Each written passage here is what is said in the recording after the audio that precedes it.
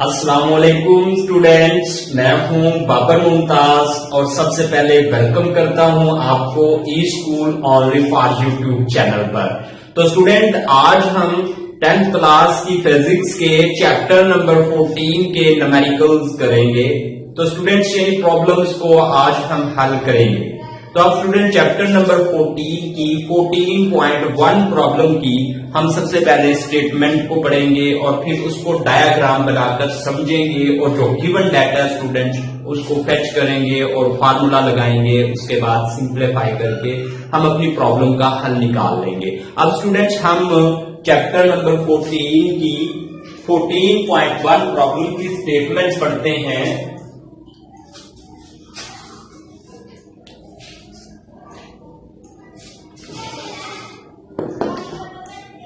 अस्सलामुअलैकुम स्टूडेंट्स, सबसे पहले मैं वेलकम करता हूं आपको e school only for YouTube channel पर। तो स्टूडेंट, आज हम 10th क्लास की फिजिक्स के चैप्टर नंबर 14 के न्यूमेरिकल हल करेंगे और चैप्टर नंबर 14 का जो प्रॉब्लम्स हैं स्टूडेंट्स, उनको हम डिटेल में डिस्कस करेंगे। तो सबसे पहले स्टूडेंट्स, हम चैप्टर नंबर 14 की प्रॉब्लम 14.1 की स्टेटमेंट पढ़ते हैं। A current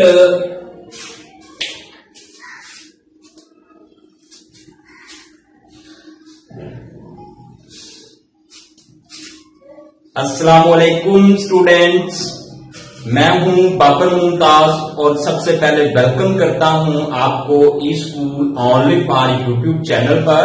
तो स्टूडेंट, आज हम 10th क्लास की फिजिक्स के चैप्टर नंबर 14 के न्यूमेरिकल्स हल करेंगे, यानी प्रॉब्लम्स को हल करेंगे।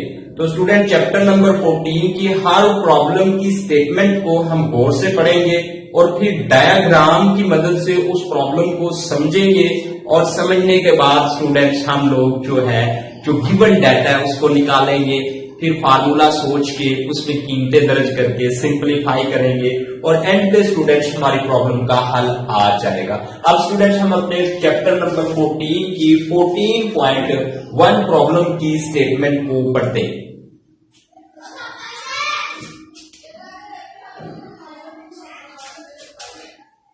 A current of 3 milliampere. A current of 3 milliampere is flowing through a wire for 1 minute. What is the charge flowing through the wire? कहता है कि चार्ज की मकदार मालूम कीजिए। तो स्टूडेंट्स, स्टेटमेंट को हमने गौर से पढ़ लिया है। अब इसको डायग्राम से समझते हैं। तो स्टूडेंट्स, प्रॉब्लम में कहता है कि एक वायर है, एक तार है, ये मैं तार बना देता हूं, एक वायर, और इस वायर में से कहता है कि जो करंट गुजरता है स्टूडेंट्स वो 3 मिली एम्पेयर, और ये करंट जितने टाइम के लिए गुजरता है, यानी टी जो है वक्त बताया 1 मिनट के लिए गुजरता है, तो कहता है कि चार्ज की मकदार जो है वो क्या मालूम कीजिए। अब स्टूडेंट्स, हमने इस प्रॉब्लम को डायग्राम की मदद से समझ लिया है।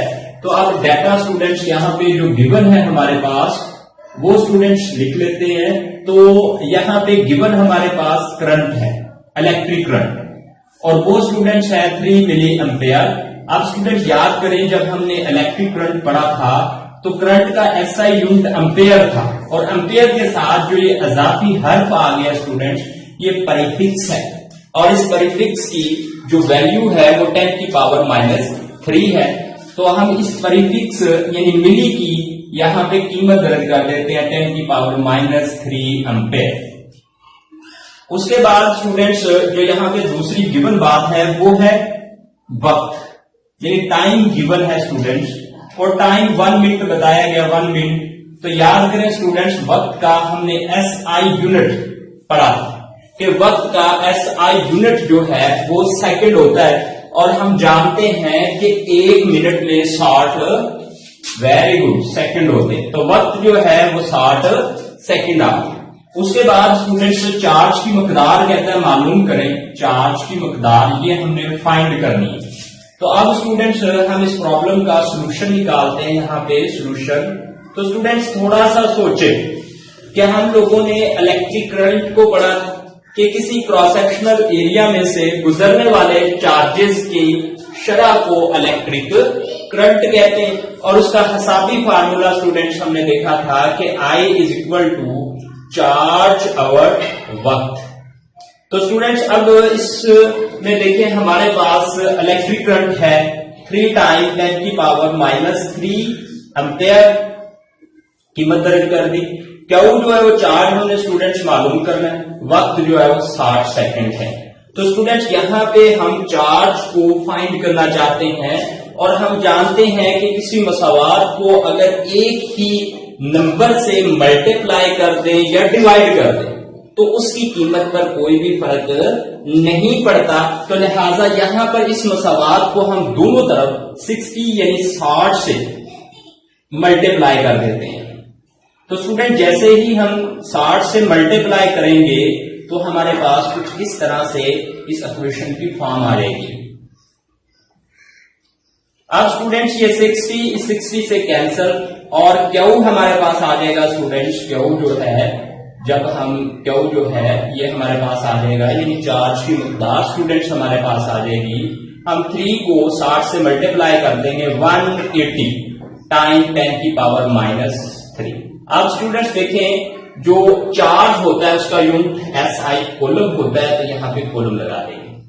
तो स्टूडेंट्स अब हम प्रॉब्लम नंबर 14.2 की स्टेटमेंट पढ़ेंगे और उसको डायग्राम से समझेंगे और फिर उसका जो है हल निकालेंगे। अगर स्टूडेंट्स आप लोगों ने अभी तक हमारे चैनल को सब्सक्राइब नहीं किया, स्टूडेंट सब्सक्राइब की। हम प्रॉब्लम नंबर 14.2 का हल निकालते हैं। तो सबसे पहले प्रॉब्लम नंबर 14.2 की स्टेटमेंट को गौर से स्टूडेंट्स हम लोग पढ़ेंगे, उसके बाद डायग्राम से हम इसकी स्टेटमेंट को समझेंगे और फिर फार्मूलास लगा के अपनी प्रॉब्लम का हल निकाल लेंगे। अब स्टूडेंट जल्दी से हम स्टेटमेंट की तरफ चलते हैं।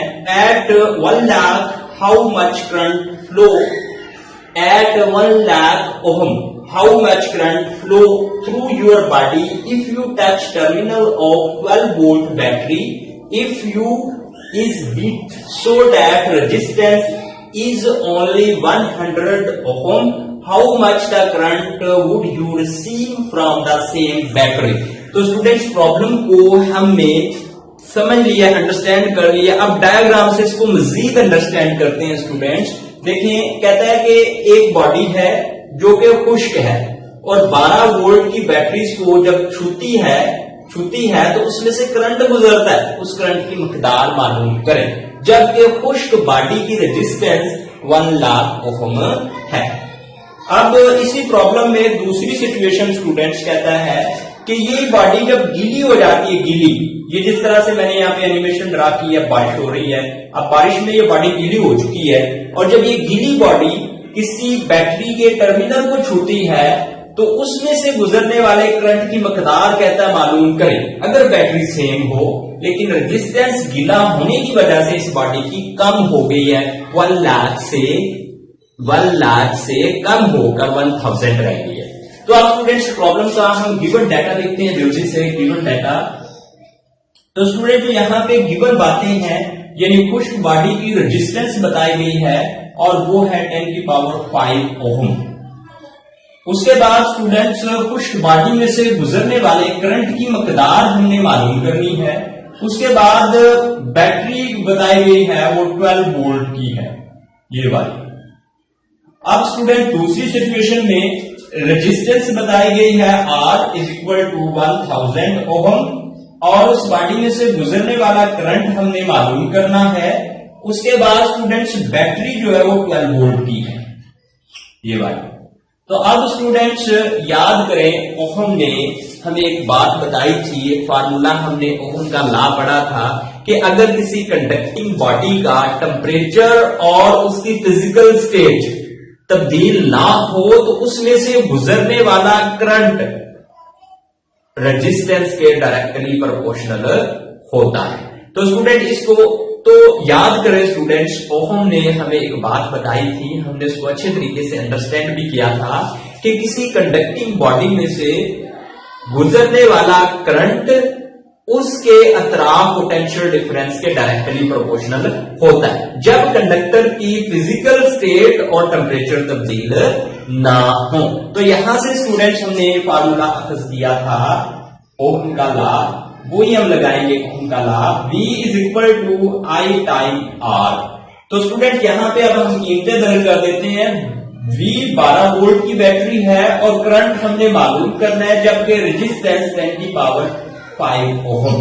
तो अब स्टूडेंट्स इस प्रॉब्लम को हम दोनों तरफ से, जैसा हम जानते हैं किसी मसावात को एक ही नंबर पे डिवाइड कर दें या मल्टीप्लाई कर दें तो उसकी कीमत पर कोई भी फर्क नहीं पड़ता। तो लिहाजा इस मसावात को स्टूडेंट्स हम 10 की पावर 5 पर डिवाइड कर देते हैं। जब डिवाइड करेंगे तो इसकी इस तरह की शक्ल बन जाएगी।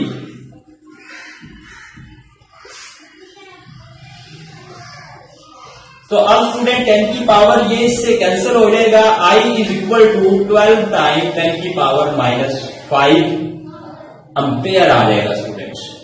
तो ये हमारी प्रॉब्लम का यानी 12 टाइम 10 की पावर -5 एम्पेयर करंट खुश्क बॉडी में से गुजरेगा। अब स्टूडेंट्स हम मकदार मालूम कर लेते हैं गीली बॉडी में से गुजरने वाले करंट की, यानी जो बारिश की वजह से गीली हो चुकी थी। तो उसमें भी स्टूडेंट्स हमें ओहम के कानून का सहारा लेना पड़ेगा। ओहम का कानून V is equal to IR। तो यहाँ पे स्टूडेंट्स V 12 वोल्ट है, I आपने मालूम करना है और यहाँ पे 10 की पावर 3 जो है हमारे पास ये रेजिस्टेंस है। अब इस मसावात को दोनों तरफ 10 की पावर 3 पर स्टूडेंट्स हम तकसीम कर देते हैं। तो यहाँ पे ये आ जाएगा, इसके बाद ये प्रॉब्लम और ये इसके साथ कैंसिल हो जाएगा और हमारे पास I is equal to 12 time 10 की पावर -3 एम्पेयर आ जाएगा। तो स्टूडेंट्स देखें अब ये हमारी प्रॉब्लम का हल आ चुका है। अगर दोस्तों आप लोगों ने अभी तक हमारे चैनल को सब्सक्राइब नहीं किया तो सब्सक्राइब कीजिए, बेल के बटन पर क्लिक कीजिए और दोस्तों में शेयर कीजिए। ओके स्टूडेंट्स, अल्लाह हाफिज, अपना ख्याल रखिए।